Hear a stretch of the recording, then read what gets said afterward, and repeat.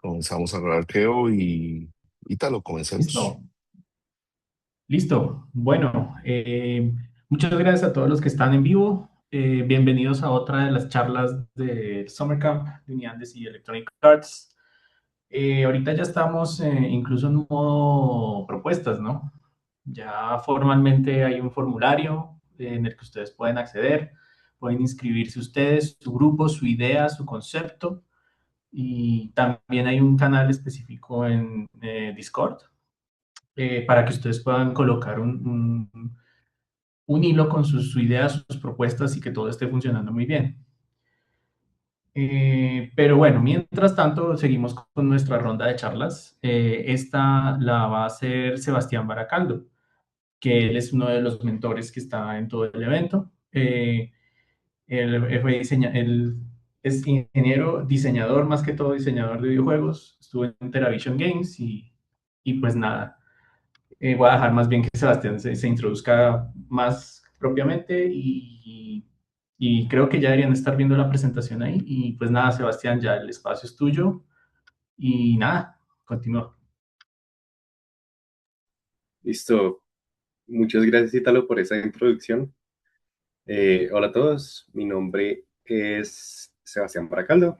Como les comentó Ítalo, soy ingeniero de sistemas y tengo un máster en Interactive Media y Game Design en la Universidad del Sur de California.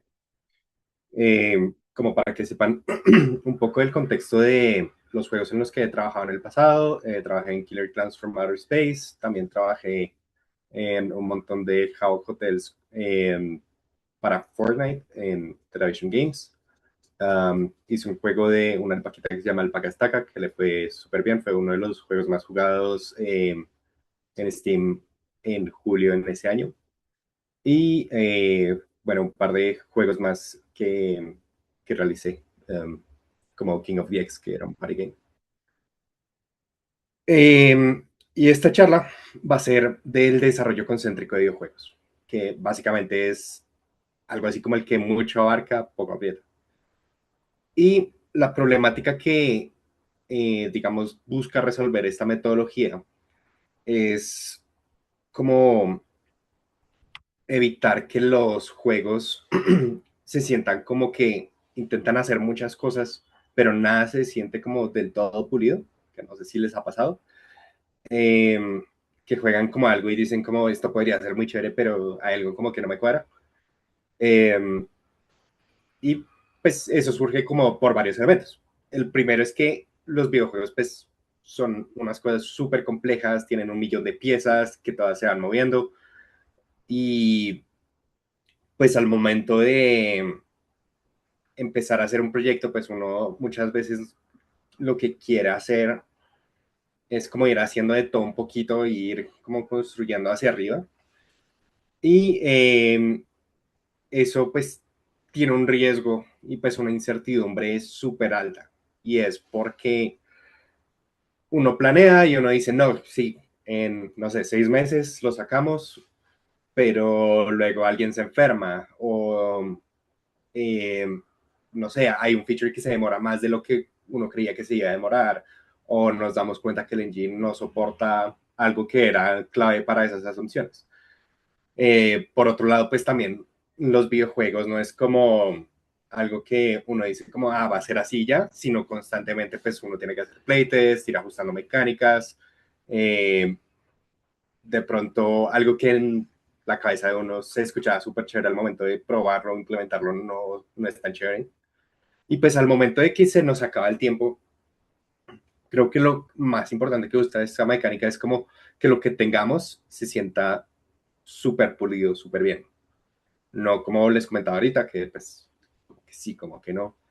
Y entonces la metodología lo que propone es que empezamos a construir desde el núcleo del juego. O sea, las acciones y como lo más base que hace el jugador, más tiempo, eso es como lo primero que construimos y luego empezamos a expandir como en esta ilustración del castillo, eh, como ir agregando esas otras capas que soportan y pues se apoyan en ese núcleo.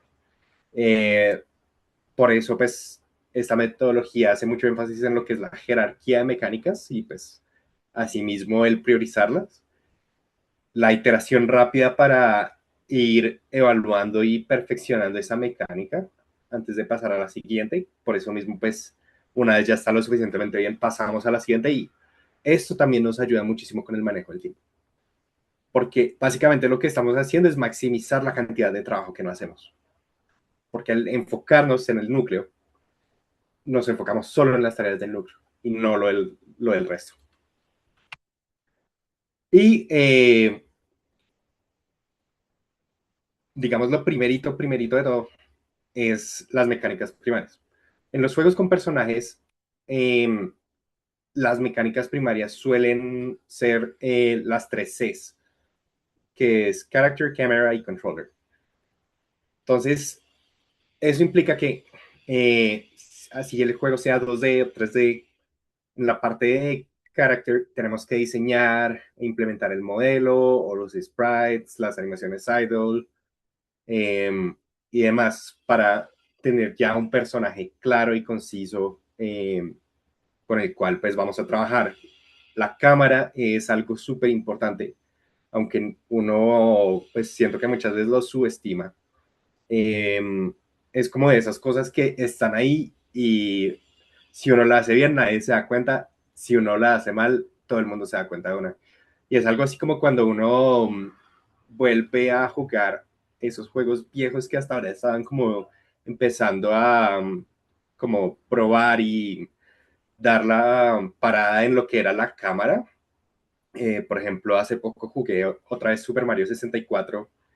El juego pues es maravilloso en la parte de mecánicas de saltos y demás, pero en la cámara pues se siente muchísimo y pues rompe mucho con la experiencia. Entonces, por eso es importante desde el principio darle mucho amor a esa cámara, que se sienta pulida, que se comporte bien en distintos escenarios, distintas situaciones. Y el controlador del jugador, más que nada, vamos a hacer un énfasis grande en el movimiento del personaje. ¿Por qué? Porque es lo que él más hace el personaje antes que cualquier otra cosa, antes que atacar, antes que saltar, que colgarse entre cositas. Si no tenemos bien el movimiento del personaje, pues todo el resto no se va a sentir bien porque pues va a tener una mala base. Y entonces ustedes estarán preguntando, pero en un juego sin personaje, pues, ¿cómo que sería? En el caso de Tetris, sería pues una ficha que cae, que se queda pues atorada abajo y pues los controles básicos de rotarla. En un juego como SimCity, pues el manejo de cámara pues sí sería importante y poder construir un camino o un edificio en un área pues sería como lo más basiquito. Un juego como los Sims sería un Sim que pues puede caminar e interactuar con un objeto, y en otro como más novelesco como Danganronpa sería pues un text parser y una cámara en primera persona que pues nos permita como hacer point and click con distintas cosas. Y bueno, volviendo como ya a los detalles y como para darles un ejemplo muy claro en un juego de tercera persona, como pues en este caso God of War, en este paso de las mecánicas primarias necesitaríamos tener pues un modelo del personaje completo que esté textureado, brillado, que tenga animaciones de idle, de caminar, de correr, eh, que con el input pues él reaccione correctamente. En estos casos pues las animaciones de cambio de sentido, todo este tipo de cosas. También los algoritmos del movimiento de la cámara. Por ejemplo, aquí en este mapa de prueba vemos que hay como varios obstáculos.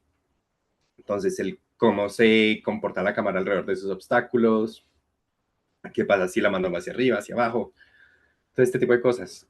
También lo que son VFX y SFX. Entonces, por ejemplo, que si el personaje va caminando, que se escuchen los pasitos, que si corre, que haga como ese grunt, que si corre, deja como un puff de polvito o algo, todo ese tipo de cosas, porque de nuevo queremos que se sienta muy completo, muy pulido. Si el personaje por algún motivo tiene como alguna luz que lo sigue para su mecánica principal, algo muy como Ori and the Blind Forest un poco, o si el personaje necesita shaders en específico, de nuevo, todo eso. Y una vez ya nos sentamos como que está lo suficientemente bien, que está pulido, pasamos, perdón, antes de eso, la importancia del lab map durante este proceso es que podamos hacer las pruebas en contexto. Como les comentaba ahorita, el poder probar que la cámara, eh, si sabemos que nuestro juego va a tener como pasillos estrechos, cómo se comporta ahí, si van a haber cambios de altura, cómo se comporta ahí. Eh, También más adelante, cuando ya agregamos como mecánicas de salto, como poder asegurarnos que pueda realizar esos saltos, también ver como la altura del personaje con respecto al ambiente. La, por ejemplo, en el caso de Overwatch, podemos ver que ellos usaban un Reaper como referencia de la altura para poder así como dimensionar y tener una idea muy clara.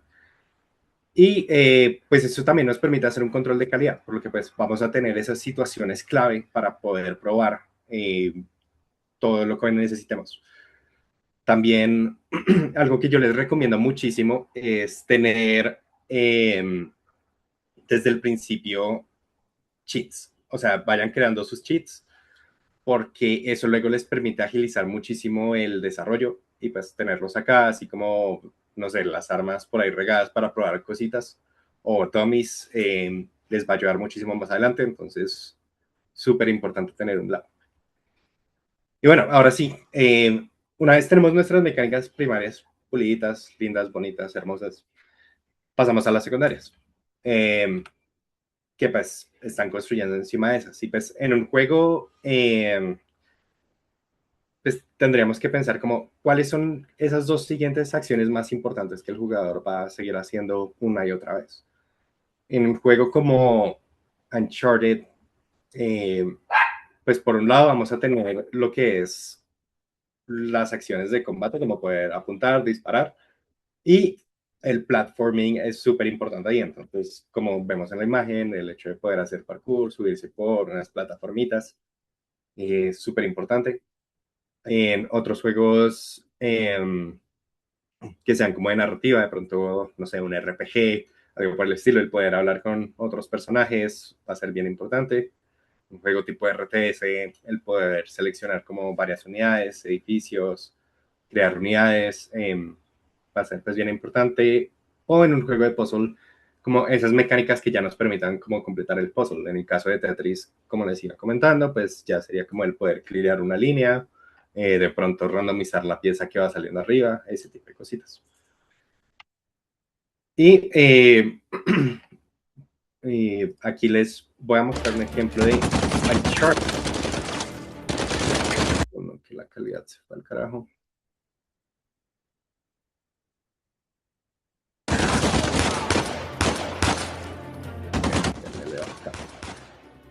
Como les iba comentando, lo que es el disparar, cubrirse, son elementos clave para el juego que el jugador va a hacer pues una y otra vez. Entonces el poder trabajar en eso primero antes que el resto, pues una vez ya tenemos el controlador del personaje, pues va a ser súper importante. Asimismo, en un juego como God of War, pues ya digamos lo más importante son estas acciones de combate, lo que les comentaba de las partículas, como que ir trabajando en eso. Por ejemplo, aquí vemos que pues todavía no es perfecto, pero es el orden en el que vamos haciendo las cosas lo que nos permite pulir y, digamos, asegurarnos que tengamos lo que es más importante, lo que se repita más una y otra vez, súper pulido, súper bien, antes de pasar a pues, otras cosas. Y bueno, una vez tengamos como esas secundarias, pasamos a las terciarias. Luego las cuartas, quintas y así. O sea, de nuevo, la analogía de ir construyendo en capas, teniendo pues siempre pulido y lo que es muy importante acá es como jerarquizar y asimismo planear. Y digamos, otra de las ventajas y pues una de las cosas que tenemos que tener muy importante es que al momento de construir, lo construyamos usando módulos. Porque los módulos lo que nos permiten es que si, por ejemplo, podemos agregar y quitar features. Vemos que alguno no nos gusta, lo podemos quitar. Súper fácil, o lo podemos tener ahí y luego, de pronto si funciona con esto, lo podemos volver a agregar. Y también como todo está construido por módulos y pues tenemos la certeza de que todos los módulos están pulidos, como todos se van apoyando sobre los demás, sabemos que el juego va a estar estable constantemente. Entonces eso también nos permite como hacer playtesting continuo, nos permite ir evaluando, identificar tempranamente qué problemas hay y pues poder pivotear en dado el caso. Y digamos un poco la filosofía viene también de esta frase y es como si uno no tiene el tiempo de hacerlo bien, pues uno realmente va a tener el tiempo de volverlo a hacer otra vez. Como que es eso, vamos a hacer las cosas, las vamos a hacer bien desde el principio porque pues, no tenemos tiempo. Y bueno, aquí sé que de pronto muchos tendrán esa pregunta de, y bueno, cuando hacemos este cambio a este, digamos, desarrollo concéntrico, porque pues cuando uno está en la fase de desarrollo, uno pues quiere un prototipado rápido, sucio, que pues nos permita como de la manera más rápida validar nuestra idea, ¿cierto? Entonces eso puede ser un paper prototyping, una animación de previsualización, un prototipo pues sencillito ya en Engine, pues lo que nos sirva para el proyecto. Pero una vez ya entramos a preproducción, ahí es cuando tenemos que hacer el switch. Entonces, idealmente, sí, en los últimos prototipos de la fase de ideación podemos hacer como que empiecen a ser un poquito más pulidos, eso nos va a ayudar. Porque pues la idea es que para el final de preproducción tengamos el vertical slice, que para los que no conocen el concepto es, imagínense que tenemos una torta, ¿no? Entonces la torta tiene varias capitas, que pues no sé, la masa, la salsita, no sé qué, y pues cuando está completa, pues ya es toda la torta, ¿no? Entonces el vertical slice lo que asume es que partimos un pedazo de la torta que es representativo de todo el resto de la torta. Y eso es como a lo que apuntamos al final del vertical slice. Y es como un segmento de el juego que pues se sienta finalizado, se sienta que tiene todos los elementos y que pues es representativo del resto del juego. Que pues eso ya nos ayuda a que cuando entremos a producción, eh, pues tenemos una idea mucho más clara de a dónde ir y de que las cosas van a funcionar. Y bueno, tanto en preproducción como en producción, seguimos con la misma metodología de pues, el desarrollo concéntrico, teniendo en cuenta pues, que en producción pues, hay milestones distintos, como el alfa y el beta. Sí, o sea, yo sé que todo esto de producción de pronto es mucho por abarcar ahorita para esta charla. Les recomiendo este libro de Richard Le Marchand que se llama Playful Production Process for Game Designers and Everyone. Uno de los capítulos es precisamente el que les acabo de mencionar en esta charla. Y es súper recomendado como para que tengan al menos una idea de cómo debería ser la producción. Así pues ustedes no vayan a ser productores, así vayan a ser ingenieros, game designers, el rol que sea, súper recomendado. Y pues digamos que la filosofía que abarca es como listo, tenemos una idea, vamos a diseñarla, vamos a desarrollarla, playtest, analizar y digamos este ciclo se repite una y otra vez hasta que pues tengamos el juego finalizado y pues por lo que hemos estado desarrollando de manera concéntrica, pues sabemos que lo que tenemos va a estar súper pulido. Eh, por último, antes de pasar como a la sección de AI, quiero mostrarles pues otra manera de prototipar que fue la que mencioné antes acá, que es la de animaciones de previsualización, que fue una que usaron en Uncharted.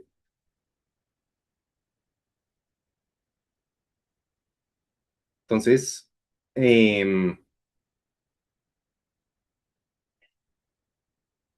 me traiciones. Ah. Entonces, ellos en las fases super early del juego, lo que hicieron es, en vez de tener que desarrollar muchos sistemas para poder validar la idea,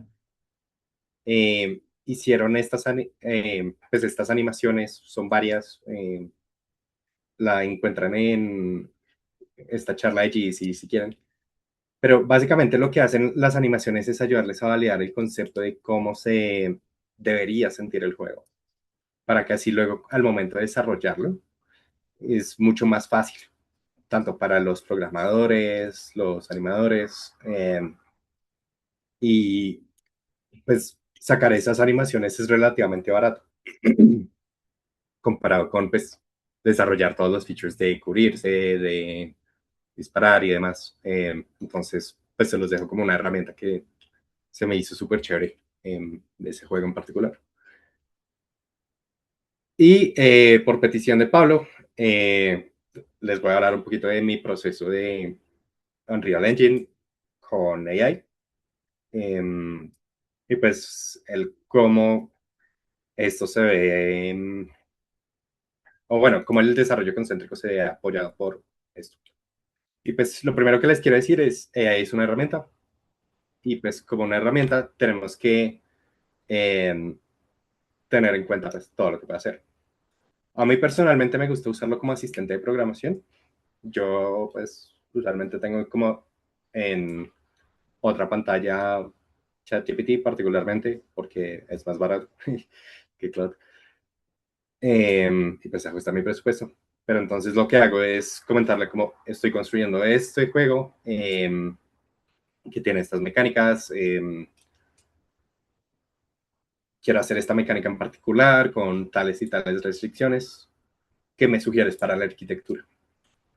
Y pues digamos ahí empieza el vaivén. Para darle más contexto, también podemos darle como los archivos de las clases para que él nos pueda ayudar como, de pronto si construimos aquí un módulo de tal cosa, nos puede ayudar.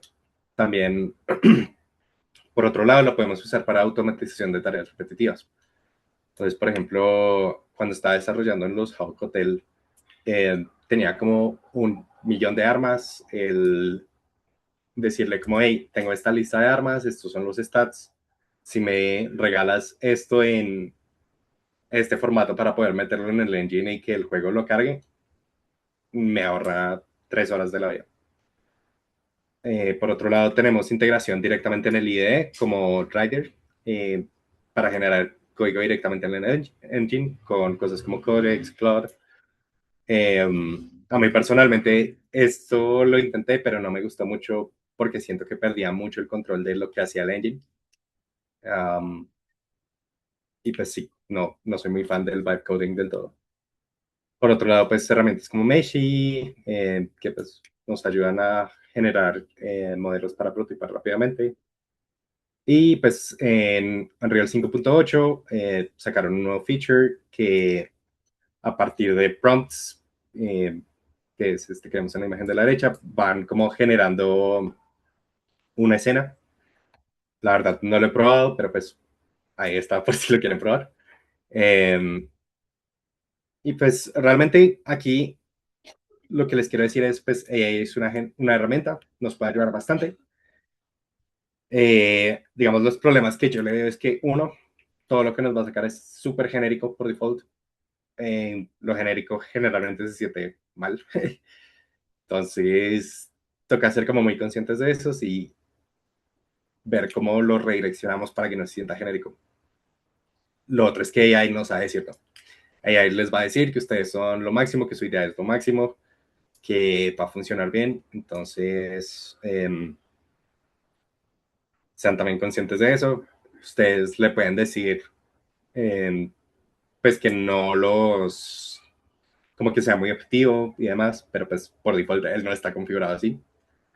Eh, También pues recuerden que ustedes son los diseñadores y ahí tiene esta tendencia como a ir agregando features, haciendo asunciones para poder llenar esos huecos del contexto. Toca tener mucho cuidado con eso porque si ustedes no lo paran, no lo corrigen o no le dan como esos parámetros claros, ellos van a terminar quedando un juego totalmente distinto del que ustedes tienen. Por otro lado, el AI pues también alucina un montón cuando está programando. Particularmente, esto me pasó mucho en UEFN, que pues como UEFN usa Verse, como el lenguaje todavía está un poco en pañales, que pues entre otras es el que se va a usar en Unreal 6, el AI pues como que sugiere muchas cosas que no están en el API o que no tienen la sintaxis correcta. Entonces, es como uno de los problemas que tenemos actualmente. También le pasa mucho a la AI que, perdón, que reciclaje. Eh, le pasa mucho a la AI que se desvía por las ramas. Como que se puede enfocar en una cosa técnica, en que la arquitectura esté perfecta, en que los getters, los setters, no sé qué. Y pues muchas veces, digamos, no es lo más óptimo por eso. Entonces toca cogerlo muy de las riendas y decirle, hey, por ahí no es por acá. Por otro lado, pues está el lado ético de pues, cómo se entrenaron todos estos modelos, particularmente pues, en la parte de arte, es como un poco controversial. Por eso mismo pues, podemos tener backlash de la comunidad. Pues muchas veces, digamos, el problema que vamos a tener con esto es la falta de control creativo. Pues, va mucho con lo genérico y es, pues sí, o sea, la AI va a ser lo más genérico, lo más, sí, como que no dejen que él tome las decisiones, tomen ustedes las decisiones, básicamente. Y ya, esa es como la charla, así que fue más o menos rápida. Tenemos espacio para preguntas, si quieren. Entonces, por aquí veo un par en el chat. Ok, Pablo pregunta, ¿cómo escoger el primer pedazo de la torta? ¿Qué se puede considerar lo más fundamental de un juego apenas se está ideando? Ok, la metáfora de la torta más que nada es para el vertical slice y es como decir, vamos a hacer, pues por un lado, desde el apartado de arte, lo que se llama un beautiful corner, que es como decir, bueno, vamos a hacer este pedacito del entorno, que es representativo de cómo se va a ver al final, eh, y pues que tenga todos los elementos necesarios, o sea, la iluminación, los assets, pero es como un elemento muy particular. Eso lo que nos ayuda es como hacer decisiones de, por ejemplo, el estilo del arte, la manera en la que la iluminación va a ser, um, como qué tan restringida va a ser la cámara, ese tipo de cositas. También, pues, todo lo que son las mecánicas base, pues, tienen que estar ahí. Por ejemplo, si vamos a tener un skill tree que no sea pertinente para ese punto, a menos que sea, pues, uno o dos habilidades apenas de lo primerito, si es algo muy core del juego. Pero es eso, es como pensar si tenemos un juego y vamos a jugar 5 minutos del juego que sean como los más representativos. Y veo otra pregunta de Pablo. ¿Cómo diseñar bien un lap? Ok. Volvemos al lap. Eh, para diseñar el lap map, siento que de las cosas más importantes es, uno, para la cámara poner como cosas que sepamos que son situaciones que normalmente vamos a tener. Entonces, por ejemplo, si sabemos que vamos a pasar por corredores estrechos, eh, o que van a haber como varios NPCs cruzando constantemente enfrente de la cámara, como poder probar eso. Por otro lado, si es un juego más como Uncharted, el tener como varias de estas plataformas para poder probar las distintas animaciones. Si es un platformer, como tener distintos tipos de saltos para poder probar que pues efectivamente se puedan hacer esos saltos a distintas distancias. Entonces, en caso de que, no sé, alguien por algún motivo cambie una variable en algún lugar, eh, poder hacer como esa prueba rápida ahí. Y si vemos que algo se rompió, pues ya sabemos más o menos por dónde buscar. También el hecho de como de tener dummies para poder probar, poder cosas de, no sé, single target, AOE, tener también, si hay consumibles, tenerlos ahí a la mano, poder spawnear fácilmente. Los cheats, de nuevo, súper útiles en general, no solo para el lap map, sino para no tener, por ejemplo, que mamarse toda una parte del juego para poder probar algo súper específico. Poder tener cut mode también ayuda. Bueno, cheats en general, súper recomendado. Bien importante. Y pues sí, creo que es eso, básicamente. Como algo que nos ayude a probar rápidamente y constantemente lo que es más importante de las mecánicas. Bueno, Mariana Torres pregunta, ¿qué sugieres para coordinar la visión de un juego de manera grupal? ¿Qué recursos se pueden utilizar para dividir el trabajo, el producto sea uniforme y no se tengan demasiados elementos y estilos diferentes? Vale, creo que aquí hay como varias partes para la pregunta, ¿no? La primera en cuanto a estilos, si es algo de arte en particular, creo que es muy importante que desde el principio hagan como unos guidelines de hacia dónde quieren que vaya la estética y como ese game field, definir muy bien como esos design goals, pues les va a ayudar a llegar pues a donde quieren eventualmente, pero pues definir ese estilo de arte pues es bien importante.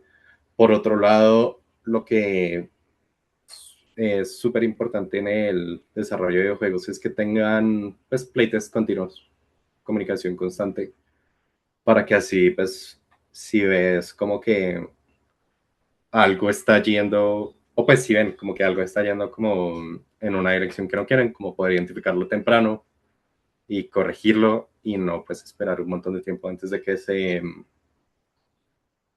pues sí, sea como muy costoso o muy tarde para corregirlo. Creo que ese es como mi advice para esa pregunta en específico. No sé si te la respondí.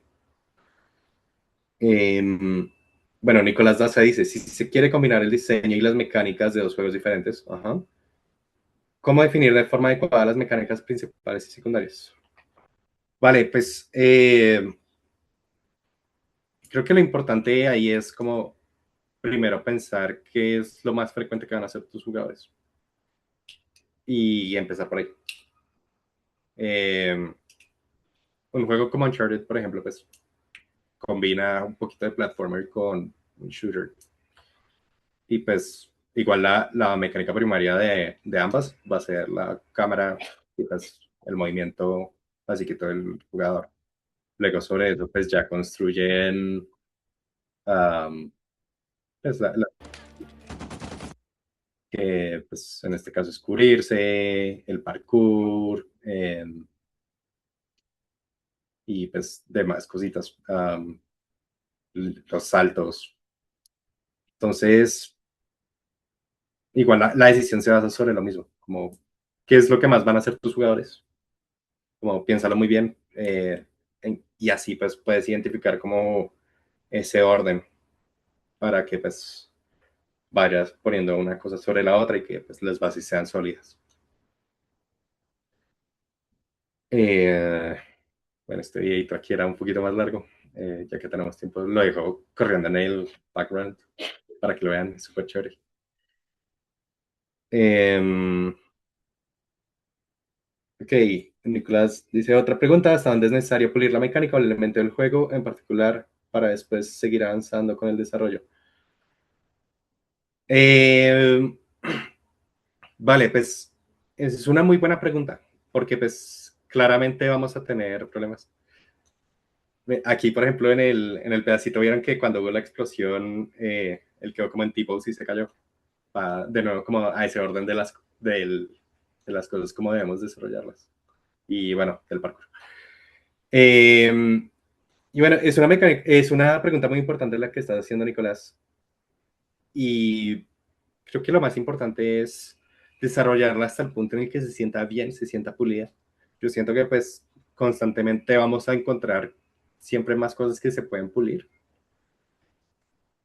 Por ejemplo, sé que muchas veces en cuanto al modelo del personaje en particular, pues siempre van a haber más cosas que le podemos ir agregando después. Pero creo que el criterio es como cuando se siente como good enough, que tú digas como, si se me acaba el tiempo, me siento bien con eso. Ahora, pues la paradoja es que nos quedamos mucho tiempo encerrados en un solo lugar y que no pasemos a la siguiente, pero pues uno tiene como ese gut feeling, o sea, como cuando es good enough para poder pasar a la siguiente cosa. Y pues, de nuevo, uno siempre va a seguir como trabajándole a una que otra cosita para seguir puliendo. Pero pues nos ayuda mucho como a tener ese criterio de, ok, está bueno, pasemos a lo siguiente. Champi pregunta, en cuanto al trabajo, al equipo de trabajo, ¿cuáles serían los roles mínimos óptimos ideales para llevar a cabo un proyecto? Eh, pues siento que eso depende mucho del proyecto, ¿no? Y como las habilidades que tenga pues cada quien. Hay gente que pues es capaz de hacer un juego sola o entre dos personas. Eh, Otros juegos como Expedición 33 que pues hicieron algo súper loco con como 80 personas, creo que era. Pero pues a nivel AAA. Algo que sí siento que pasa mucho cuando los equipos empiezan a crecer mucho es que no hay mucha claridad de qué hace cada quien y como que se empieza a desperdiciar trabajos y las cosas no están bien organizadas. Creo que ese es como el principal peligro, pero creo que depende mucho del equipo de trabajo y del proyecto que estás haciendo. Hay como una respuesta única.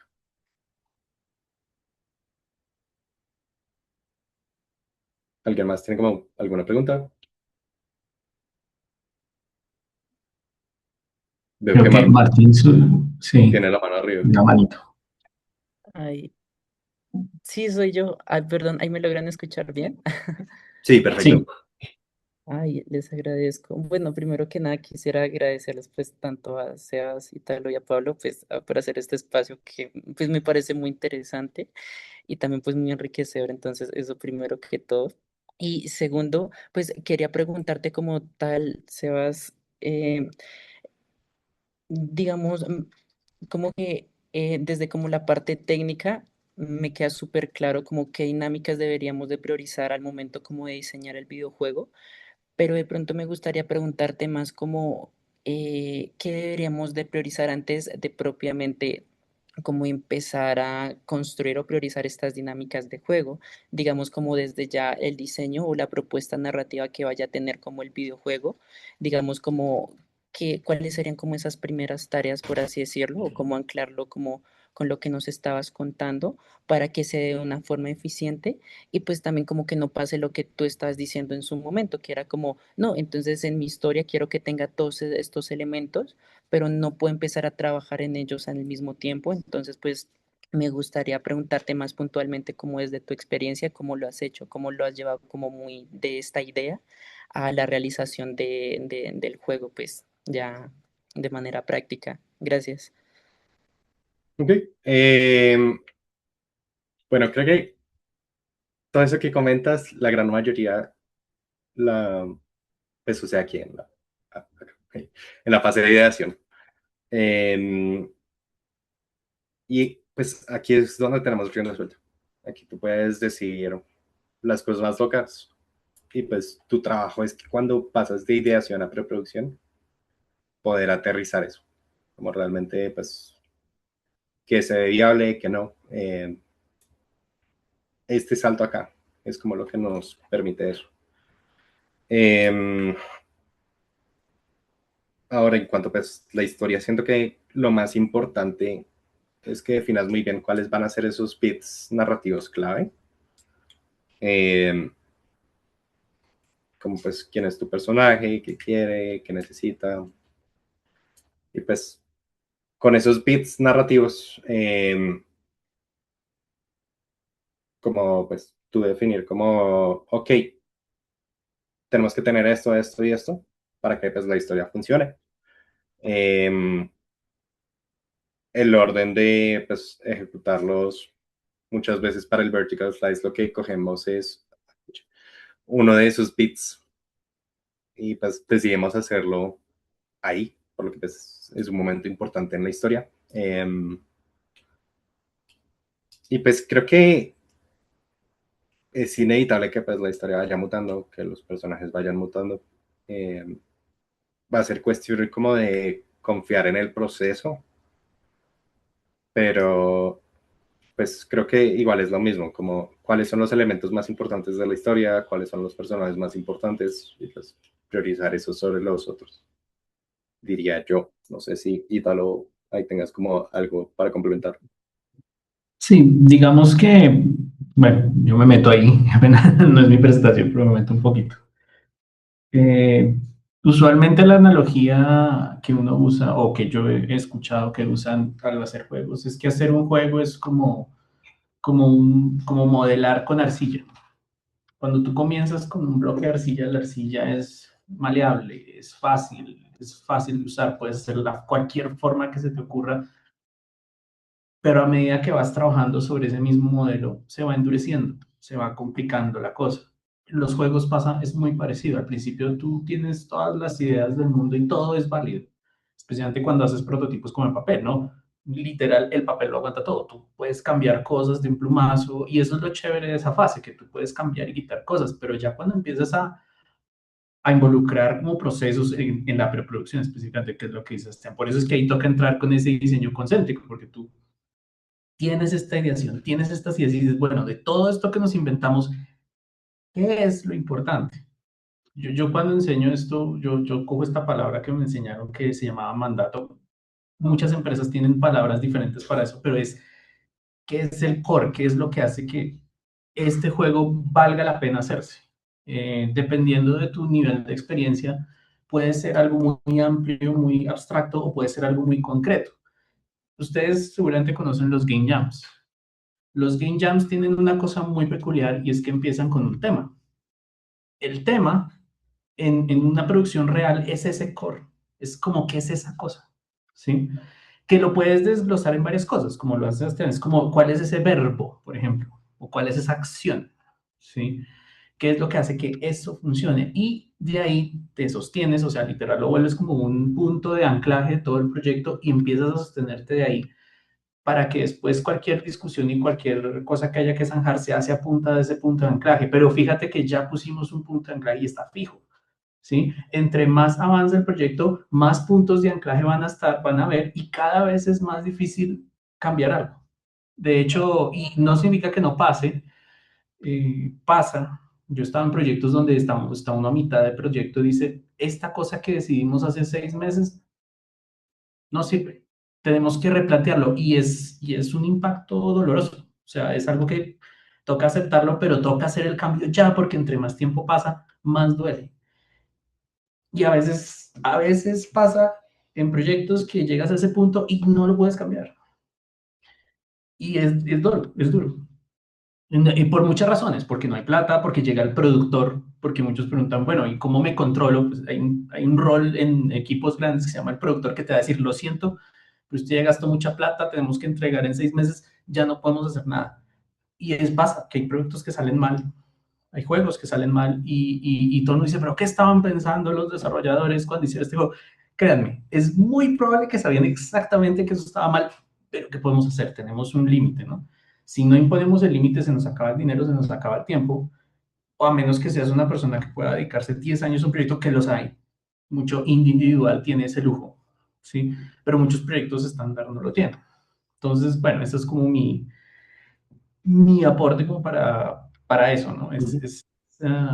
Importante definir qué es lo que importa en ese proyecto. Y eso se define, como dice Sebastián, en la ideación, pero se empieza a endurecer a medida que avanza el proyecto. Entonces, eso es algo que hay que tener muy claro y es algo que se tiene que poder responder sin ambigüedades, porque eso pasa mucho. Quiero poner esta mecánica. ¿Por qué? Es que me gusta mucho porque yo jugué este juego. Pero un momento, o sea, ¿sirve para lo que estamos haciendo o no? Porque puede que a usted le guste mucho, pero de pronto no es una buena idea. O de pronto alguien propone una mecánica y no, yo detesto esa mecánica, lo aplica en el proyecto y funciona. Dicen, el proyecto es un proyecto mejor por eso. Es complicado, es muy, maleable, abstracto, y por eso es que es muy difícil como llegar y decirte, vea, usted hace A, B, C y va a tener un buen proyecto. No, hay equipos de 200 personas que hacen proyectos que salen mal. O sea, ¿cuántas noticias no salen de proyectos que salen y sobre todo live service games que salen y a los 6 meses o a los 2 meses o a la semana dicen, no, el proyecto se cerró?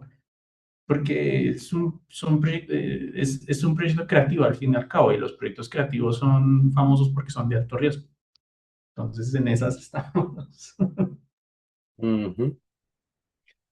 Sí, gracias ahí por esa intervención, Ítalo. Y sí, creo que lo que dices es muy importante. En la fase de ideación, pues uno tiene que definir esos, eh, digamos, esas columnas de diseño, los design goals, como los quieras llamar, el mandato.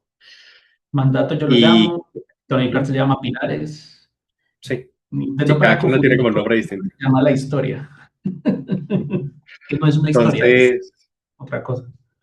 ujú. Entonces, pues lo importante es que tengas eso en cuenta al momento de tomar cualquier decisión, de cómo se acomoda eso a mis design goals.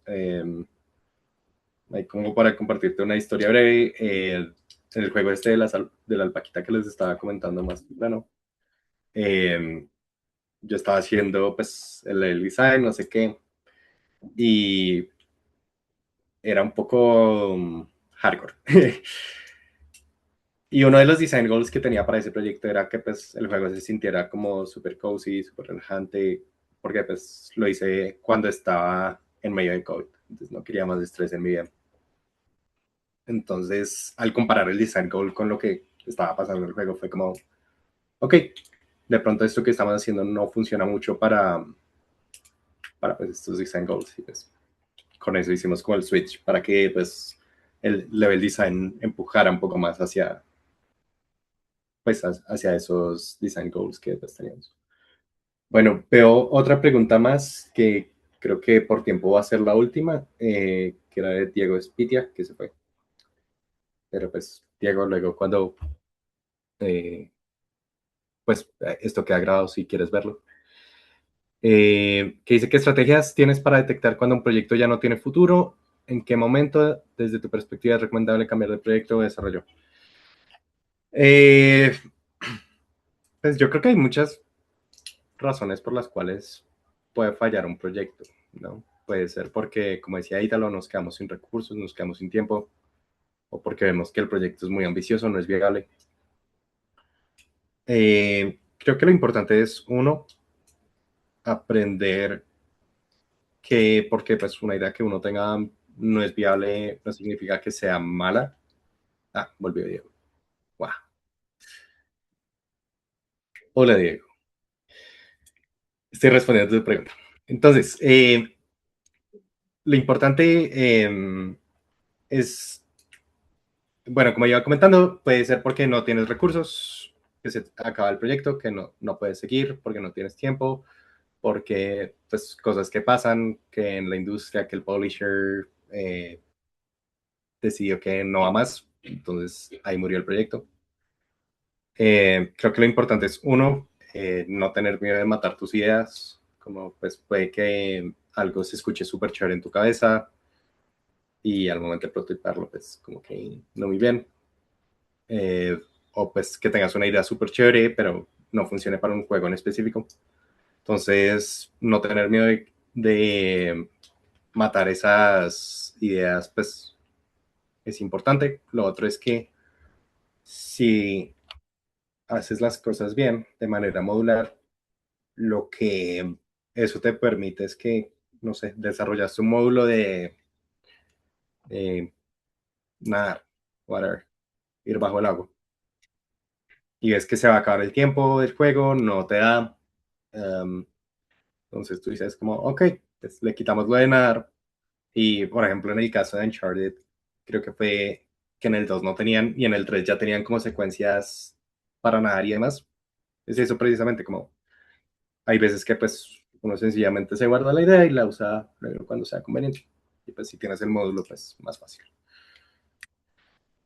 Eh, y listo. Creo que eso sería todo. Muchas gracias. todos pues por escucharme rantear por una hora. Sí, muchísimas gracias, Sebastián. Muy interesante la charla. Tiene sus puntos. Voy a meterme en una única cosa que dijiste. Cuando Ujú. hablaste de Mario, que siempre hablan de que "Uy, la cámara de Mario es mala". Voy a defender un poquito a Mario, no porque la cámara sea buena, no lo es, sino porque cuando fue creado Mario 64 estaban desarrollando hardware también. O sea, recuerden que ahí se crea el joystick. Y no el joystick ya existía antes, pero el joystick original se usaba para simuladores de vuelo, que había un montón. Y los joysticks, incluso antes de esos, como los del Atari, no eran análogos, eran digitales. Entonces el joystick fue esta creación donde Mario 64 se creó alrededor. Fíjense el mandato tan curioso, que es más una restricción que un mandato de Mario, es necesitamos que esta vaina sea chévere. O sea, tenemos que justificar este control. Eh, claro, hicieron como el joystick y nunca se les ocurrió hacer otro joystick, ¿no? Después fue Sony que cogió la idea y dijo, ¿sabe qué? Poner otro joystick sería buena idea. Y de ahí salen, creo que el primer juego que hizo eso fue Alien Resurrection, un FPS de PlayStation, si no estoy mal. Y después lo hizo Quake 2 para PlayStation. GoldenEye, curiosamente, tenía un sistema en el que uno usaba dos controles. Cogías un control 64 en un lado, un control 64 en el otro y podías hacer eso. Pero eso era infernal de usar, porque no tienes mucho acceso solamente a los botones de atrás y tratar de hacer algo con otro control era imposible, pero existe. En todo caso, una de las cosas bonitas también de Mario es que tiene un map lab muy bueno. Estuve tratando de buscar un video, no sé, eso ya se desapareció, pero los map labs de Mario son muy bonitos y sí recomiendo eso que mencionaste, que los map labs son espectaculares para cualquier proyecto que estés haciendo, Mm, porque es el momento donde tú puedes desbaratar todo, ¿no? Porque cuando tú estás creando un nivel, tú no lo quieres, incluso cuando es graveboxing, eso tú no quieres, graveboxing es como el nivel prototipo, tú realmente no lo quieres mover mucho. Mientras que en esos map labs todo se puede dañar, todo puede explotar, salen vainas y abres el map lab y está medio roto, no importa, estás probando cosas, estás haciendo cosas. Todos tienen MATLAB, ¿no? Ustedes pueden buscar el MATLAB de Doom, también es muy bonito. Una caja gigantesca llena de todos los monstruos, todos los ítems, diferentes mapas y cosas, es chévere. Pero bueno, era mi única cosa que quería añadir, como un poquito de historia de por sí, qué sí, sí. Mario es como es, ¿no? Sí, claro, Eh, ahí totalmente de acuerdo. Muchos de los problemas que tenían, digamos, juegos de antes era que pues hasta ahora se estaba desarrollando el 3D. Eran cosas que pues estaban intentando, las limitaciones de hardware, como comentas. Eh, por ejemplo, en Devil May Cry, los primeritos, la cámara es insufrible. Y pues son cosas que pasaban, pero mi punto es sobre todo como son cosas que hoy en día damos como por sentado, pero que requieren mucho amor, porque si no, pues se nos va el carajo. completamente de acuerdo, sí. El, el, el, el, siempre cuando uno está haciendo un juego, especialmente cuando uno está como en la mitad y cuando uno lo está acabando, ese es eso que tú mencionas, el polish, que algo esté pulido, es una de las cosas más endemoniadas que puede haber en un proyecto. Porque uno ve el juego y dice, el proyecto está al 90%, o sea, está listo, pero le falta esta cosita, le falta aquella cosita, y le falta esta cosita. Y esas cosas que uno cree que son muy tontas son las que añaden eh, mucho más. Entonces complica mucho el desarrollo, pero eso es lo que hace que un proyecto sea de bueno a excelente. Tal cual. Bueno, creo que Sobre ya todo. ahora sí ya nos dio el límite. Entonces, de nuevo es una recorderis de que estamos en etapa de propuestas, es decir, hay un canal que se llama Propuestas Summer Camp. Entonces, ustedes pueden buscar su grupo, organizarse y proponer su proyecto ahí. Recuerden que hay un formulario adyacente con eso, que es un canal de anuncios. Déjenme ver en qué canal es que está. Bueno, este es uno de los canales oficiales donde ustedes tienen que mandar el formulario con su proyecto, con sus integrantes, lo pueden editar, ustedes pueden guardar ese formulario y como volverlo a mandar, si se encuentran anuncios.